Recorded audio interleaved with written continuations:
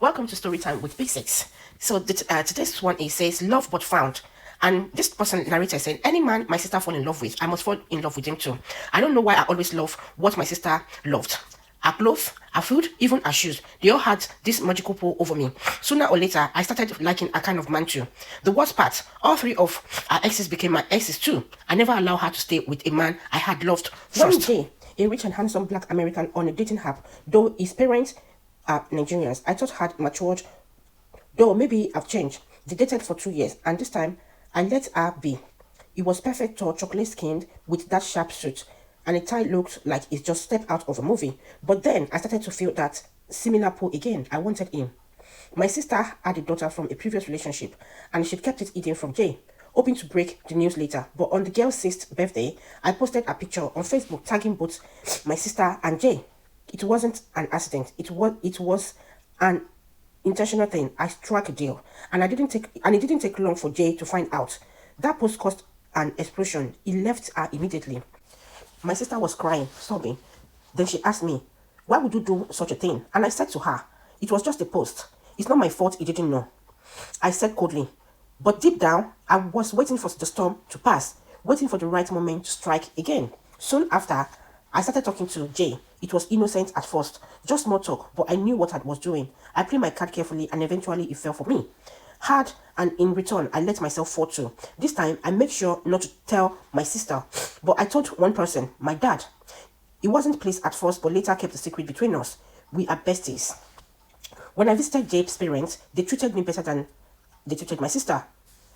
His mother, who is a sharp Yoruba woman, kept calling me Iyawomi, which means my wife, our pride. My sister's suspicions grew, but I shoved off a question with lies about meeting Jay at a party. Everything came crashing down the day Jay returned to Nigeria. We spent 2 weeks together, and during that time, he spoke only with my dad, completely ignoring my sister. Then came the night he proposed. It was supposed to be a magical candle, ring, and a chair of families and friends. But as he knelt down, grinning at me, I saw my sister tearing and her eyes was filled with betrayal. She looked down like someone who had just watched her soul being stolen. I turned my back to her and said, "Yes, Jay." 4 months later, I married him. And that, my friend, was the worst mistake of my life. 2 days after our wedding, the first slap came. It wasn't a light slap. It stung like a whip, cutting through my soul.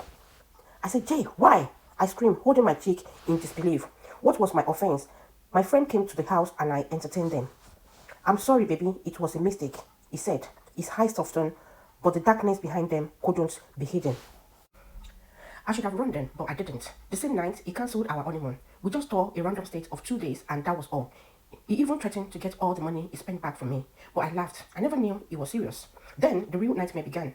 One night, he invited his friend, four married men, to our home. He called it a tradition, a bond of brotherhood, but I could smell the danger in his voice. "They are going to sleep with you," he said, coldly, not even bothering to sugarcoat his intention. I said, "What? Are you mad?" I shouted, my voice trembling with fears and disbelief. The slap came again, harder this time. Then he punched me in the stomach, leaving me gasping for air. I said, "Jay, please, don't do this." I pleaded, but my words were drawn in his cruel laughter. He dragged me. As I drifted in and out of consciousness, I watched helplessly as his friend did as they pleased, laughing and recording it all. This is just barely 2 months into the marriage. I couldn't think straight again. I was losing my mind. I filed for divorce, but Jay threatened me with the video, blackmailing me into silence. I couldn't fight back. I was trapped in a hell I had created for myself. "You're not going anywhere." He's near, holding up his phone with the video ready to be posted. "You think anyone will believe your side of the story?" He even had the audacity to show me video of my dad, demanding 50 million naira to keep the footage hidden. My father broken and ashamed, paid the money, but the abuse didn't stop. Jay stopped taking care of me, only coming home to force himself on me whenever he pleased. Afterward, he would beat me, leaving me bruised and broken. One day, he tied me to a chair, making me watch as he slept with 2 women on our bed, the same bed where I had once felt so loved, so cherished. The cruelty in his eyes was something I could never unseen. He was a monster, a narcissist, demon, wearing the mask of a loving husband. "I owe you," he told me that. He whispered, his face itched from mine, "and you will never be free." Then one morning, I got the call. He and his friends had an accident. It was bad. This car collided with a truck. I didn't feel relief. I didn't feel joy. I just felt empty. At his funeral, as everyone mourned the man they thought they knew. But I know he's a different man inside out. Was I happy? I was. In a way, empty. in a way, ashamed. But my dad, I know he had a relief because my dad couldn't watch me suffer. He knows all the things that Jay has been doing to me, and there's nothing he could do about it. He's tried to pay him off so he could let me go of me, but Jay decided not to. Do I see my father as a bad person? It was the love he has for me, and I think he just loved me more than my sister, and decided to show that to me. And now, as I sit here carrying a child whose father I don't even know, I wonder what my life would have been like if I had always wanted what my sister had. If I hadn't stolen her love or a life, would my sister be the one going through this that I have gone through? I don't. My sister has escaped a ticking time bomb, but I had walked straight into the explosion, and now I'm left with the ruin of a life I never should have wanted. Is it jealousy? Is it I wasn't trained well? Was my father part of the one who ruined me, or what? I don't know.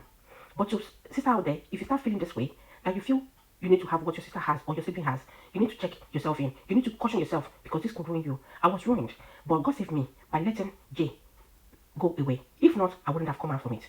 So guys, in this situation, what do you advise her to do from now henceforth? To her sister, to her mother, to her father, and to her unborn child, that she never know if it was Jay's son, a child, or her friends that came to see with her. What do you advise from now on? And what are your advice for ladies out there who embark on this kind of issue thing that they always go for their friends man or their siblings men? What are your thoughts? If this story has inspired you, please share, like, comment, and let us know your thoughts. Thank you very much. Thanks for your support. We appreciate you. Bye bye.